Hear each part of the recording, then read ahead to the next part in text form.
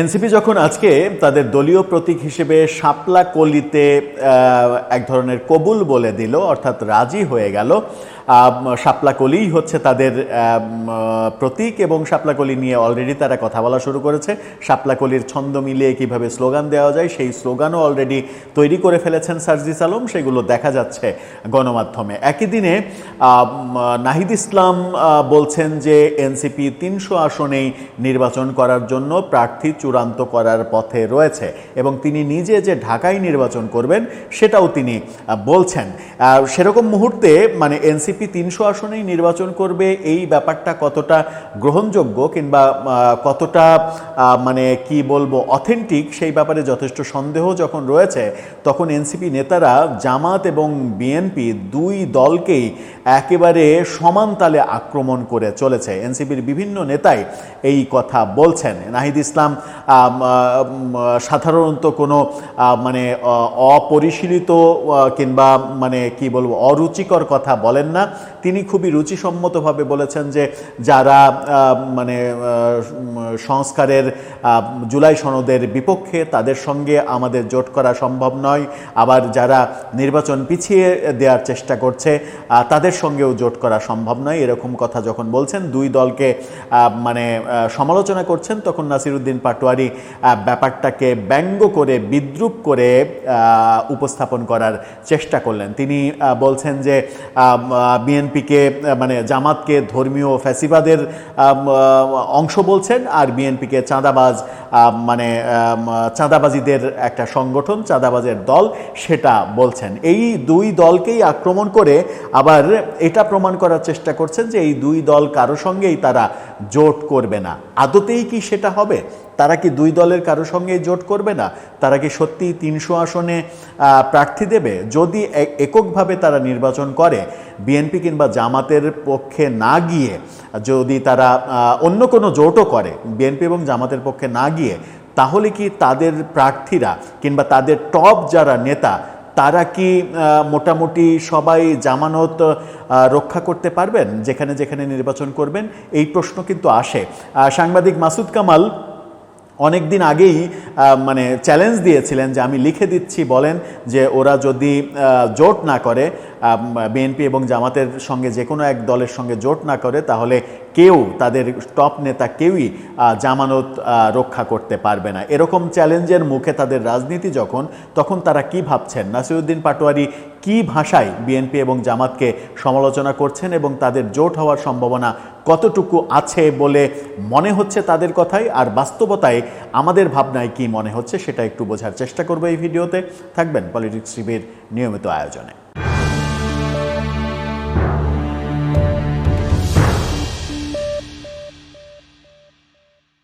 দর্শক, বলছিলাম এনসিপি নেতা নাসিরউদ্দিন পাটোয়ারির কথা। তিনি বিভিন্ন সময়ে বিভিন্ন ব্যঙ্গ বিদ্রূপ করে কথা বলেন। একদিন আগে বললেন যে বিএনপিকে এর আগে আমরা জমজমের পানি দিয়ে গোসল করিয়েছিলাম, এখন বুড়িগঙ্গার পানি দিয়ে গোসল করাতে হবে। এই ধরনের নোংরা কথাও শুনছি। বলেছেন যে বিএনপির জন্ম হয়েছে হ্যাঁ ভোটে, বিএনপির মৃত্যু হবে না ভোটে, এরকম নানা কথা শুনছি। জামাত সম্পর্কেও তারা বলেছেন, বাজে কথাই বলেছেন। যেমন হাসনাত আব্দুল্লাহ এরকম প্রশ্নই করে ফেলেছেন যে জামাত কি ইসলামী দল? কই, জানতাম না তো। এরকম কথা এরকম ল্যাঙ্গুয়েজে যখন বলেন তখন বোঝা যায় যে তারা আসলে কাউকে পরোয়া করতে চাইছেন না। কিন্তু কাউকে যখন পরোয়া করতে চাইছেন না, তখন তাদের পায়ের নিচের মাটি কতটা শক্ত। নাসিরউদ্দিন পাটোয়ারি কি বলছেন চ্যানেল 24-এর শিরোনামটা দেখলেই আপনারা বুঝতে পারবেন। সেখানে বলা হচ্ছে যে জামাতের ধর্মীয় ফ্যাসিবাদ আর বিএনপির চাঁদাবাজির সঙ্গে আমরা হতে পারবো না। অর্থাৎ জামাত হচ্ছে ধর্মীয় ফ্যাসিবাদ ছড়াচ্ছে, ওইটার সঙ্গে আমরা যাব না। বিএনপি চাঁদাবাজি করছে, ওইটার সঙ্গেও আমরা যাব না। তার মানে আমরা সিঙ্গেল থাকবো, আমরা ৩০০ আসনে নির্বাচন করব। কি বলছেন একটু শুনি। তিনি যেটা বলছেন সেটা হচ্ছে যে জামাতের যে ধর্মীয় ফ্যাসিবাদ, সেই ধর্মীয় ফ্যাসিবাদ এবং বিএনপির চাঁদাবাজি নিয়ে কারো পক্ষেই যাবে না। বলেছেন জামাতের ইসলামের ধর্মীয় ফ্যাসিবাদীর সঙ্গে আমরা হতে পারবো না, বিএনপির চাঁদাবাজি সন্ত্রাসীদের সঙ্গেও আমরা হতে পারবো না। আমরা চাই আগামীর সংসদের সন্ত্রাস চাঁদাবাজ, আগামী সংসদে সন্ত্রাস এবং চাঁদাবাজ না থাকুক, আবার ধর্মীয় ফ্যাসিবাদও না থাকুক। আগামীতে একটি সুন্দর বাংলাদেশ আমরা প্রত্যাশা করি, সেই জায়গা নিয়ে আমরা কাজ করছি। এনসিপির মধ্যে দুইটা স্পষ্ট বিভাজন রয়েছে, দুইটা ধারা রয়েছে। একটা হচ্ছে ইসলামপন্থী ধারা, আর একটা হচ্ছে বামপন্থী ধারা। নাসিরউদ্দিন পাটোয়ারি বামপন্থী ধারার মধ্যে পড়েন কিনা, কিংবা হাসনাত আবদুল্লাহ বামপন্থী ধারার মধ্যে পড়েন কিনা, তাদের বিভিন্ন সময়ে বিভিন্ন কথাতে কনফিউজড হতে হয়। আসলে ইসলামী ধারার নেতৃত্ব আক্তার হোসেন তিনি দিচ্ছেন কিনা, সাথে অন্যদের কেউ রাখছেন কিনা, সার্জিস আলম টালম এদেরকে রাখছেন কিনা, ব্যাপারগুলো খুব একটা পরিষ্কার নয়। তবে এটা পরিষ্কার যে তাদের মধ্যে দুটো ধারা রয়েছে, একটা বাম ধারা, একটা ইসলামী ধারা। এই দুটো ধারা স্পষ্ট, হয়তো বহু ধারা রয়েছে, কিন্তু এই দুটো ধারা স্পষ্ট। এই দুটো ধারা স্পষ্ট হওয়ার কারণেই তারা জামাতের সঙ্গে জোটের ব্যাপারে খুব একটা স্বতঃস্ফূর্ত হতে পারছে না তাদের দলের ঐক্য টিকিয়ে রাখার জন্য। আবার বিএনপির ব্যাপারেও যদি একেবারে মানে বিএনপির প্রশংসাসূচক বাণী শোনাতে থাকে, তাহলে অনেকে মনে করবেন যে বিএনপির সঙ্গে এই মানে তাদেরকে তুষ্ট করে কয়েকটা সিট ভাগে পাওয়ার জন্য এই কাজ করছে। সেরকম দুর্নামের ভাগী নির্বাচনের এত আগে তারা হতে চায় না। মূলত এটাই তাদের রাজনৈতিক কৌশল হতে পারে। এনসিপির এই নেতা আরও বলেছেন যে এখনও জোটের কোনো চিন্তা আমরা করিনি। এখানে গুরুত্বপূর্ণ ইনফরমেশন আছে। এখানে আবার আপনি বুঝতে পারবেন যে আদতে মানে 300 আসনে তাদের যে ভোট করা সম্ভব নয়, তারা যে বিএনপি এবং জামাত যে কোনো একজনের সঙ্গেই জোট করবে এবং ফাইনালি তারা যে বিএনপির সঙ্গেই জোট করবে, এটা মোটামুটি মানে আমরা বিভিন্নভাবে বিভিন্ন কথাবার্তায় নিশ্চিত হতেই পারে। হয়তো গ্যারান্টি দেওয়া যায় না, কিন্তু মোটামুটি বিভিন্ন কথায় নিশ্চিত হওয়াই যায়। কি বলছেন তিনি? বলছেন এখনও কোনো জোটের চিন্তা আমরা করিনি, তবে আমরা বলেছিলাম, এখানেই সেই পয়েন্টটা, বিএনপি যদি দুর্নীতি, চাঁদাবাজ, সন্ত্রাস ছেড়ে আসে এবং সংস্কারের পক্ষে থাকে, তাহলে আমরা ভেবে দেখব।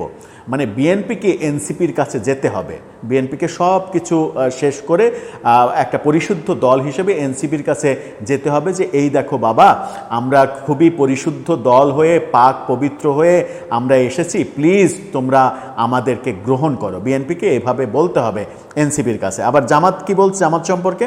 আর জামাত ধর্মীয় ফ্যাসিবাদের জায়গা থেকে সরে আসলে সেটাও আমরা ভেবে দেখব। মানে জামাতও যদি ধর্মীয় ফ্যাসিবাদের জায়গা থেকে ফিরে আসে এবং এনসিপির অফিসে যেয়ে জামাতের আমির বলে যে বাবা আমরা সমস্ত কিছু ছেড়ে দিয়েছি, এখন তোমরা তোমাদের জোটে আমাকে নিয়ে আমাদেরকে একটু উদ্ধার করো, তোমরা যদি না থাকো তাহলে আমরা কিভাবে নির্বাচনী বৈতরণী পার হব। মানে বিএনপি এবং জামাতকে এরকম ক্যারেক্টার শো করতে হবে, তার কথাতে সেরকমটাই মনে হচ্ছে। কি বলছেন? তবে আমাদের মূল উদ্বেগের জায়গা দুর্নীতি, সন্ত্রাস, চাঁদাবাজি। অর্থাৎ এটাও আবার বলছেন যে ধর্মীয় মানে মূল উদ্বেগের জায়গা হচ্ছে দুর্নীতি, সন্ত্রাস, চাঁদাবাজি। ধর্মীয় ফ্যাসিবাদ কিন্তু তার মূল উদ্বেগের জায়গা না। বলেছেন বিএনপি যদি এসব জায়গা থেকে সরে আসতে পারে তাহলে জোটের বিষয়ে কথা হতে পারে, আর যদি সরে না আসে তাহলে তো আর কোনো কথা নেই। অর্থাৎ বল এখন বিএনপির কোর্টে। কি সুন্দর কথা দেখেছেন?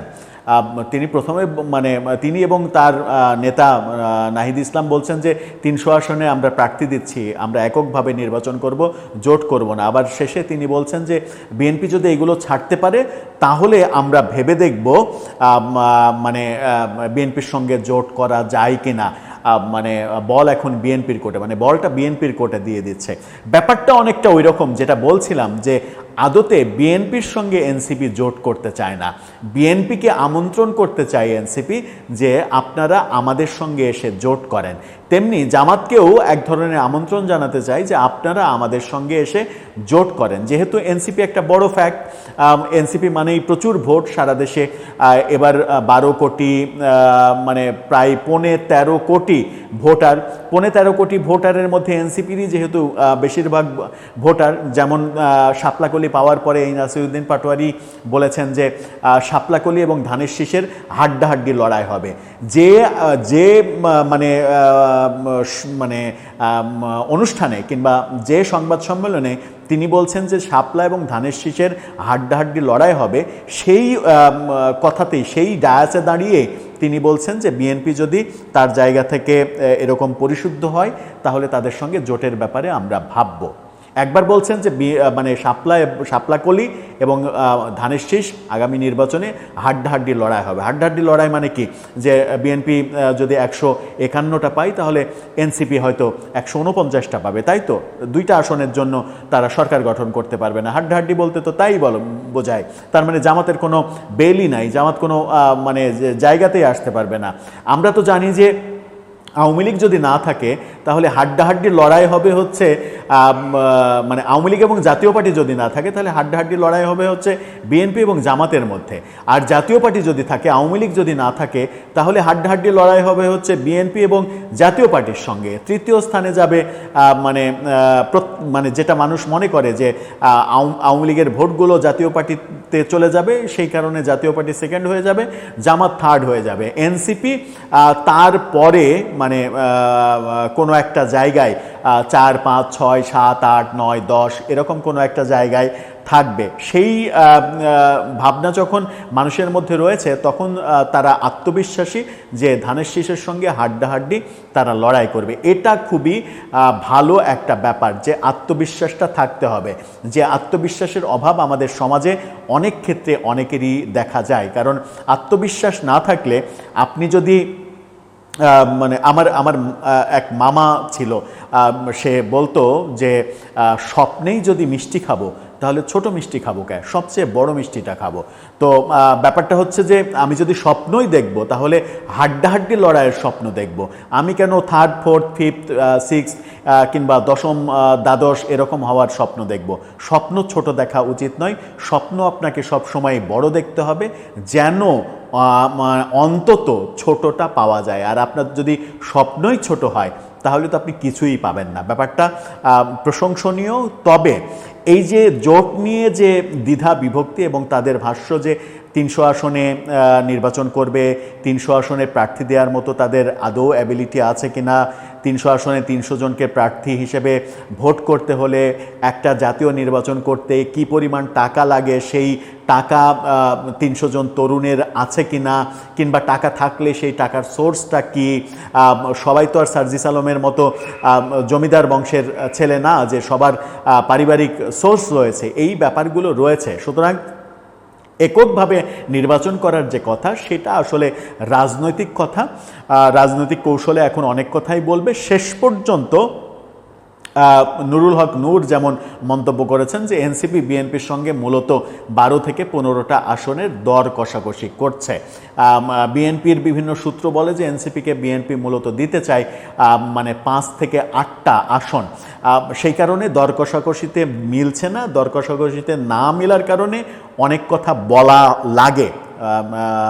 নির্বাচনের আগে দর কষাকষিতে অনেক কিছু বলা লাগে। জামাত সম্পর্কেও অনেকে বলেন যে জামাত যে এই যে গণভোট আগে করতে হবে, জুলাই সনদের এটা করতে হবে, এটা করতে হবে, ওটা করতে হবে, যে এই যে প্রেশার ক্রিয়েট, এই প্রেশার ক্রিয়েট মূলত বিএনপির সঙ্গে রাজনৈতিক একটা দর কষাকষি। তারাও চায় যে একটা বড় সংখ্যক আসনে যেন তাদের জয়ের গ্যারেন্টিটা দেয়া হয়। তারা সরকার গঠন করবে এই মুহূর্তে তারা বোধহয় এটা ভাবছে না। তারা একটা বড় আসনের গ্যারেন্টি চায়, সেটা হতে পারে 50, 60, 80 এরকম একটা গ্যারেন্টি চায়। এই গ্যারেন্টিটা বিএনপি দিতে চায় না বলেই আমার মনে হয় যে এই রাজনৈতিক বিরোধটা এখনও মিটছে না। এগুলো সবই ভাবনা, এগুলো সবই পারিপার্শ্বিকতা দেখে মানে মাথার মধ্যে যে ইকুয়েশনগুলো কাজ করে সেই ইকুয়েশন। বাকিটা হয়তো পুরোটা সত্য নাও হতে পারে, পুরোটা নাও মিলতে পারে, সময়ই বলে দেবে যে আদতে কি হচ্ছে। তবে সবথেকে বড় কথা হচ্ছে যে কালকে অনেক কিছু বোধহয় পরিষ্কার হয়ে যাবে যখন সরকার দুপুরে সংবাদ সম্মেলন করে জানিয়ে দেবেন হয়তোবা যে এই সামগ্রিক ব্যাপারে সরকারের সিদ্ধান্ত কি। পরিস্থিতি হয় ঘোলাটে হবে, আর তা না হলে রাজনৈতিক সমঝোতা হবে। দর্শক, এ ব্যাপারে আপনার ভাবনা জানিয়ে লিখতে পারেন আমাদের কমেন্ট বক্সে।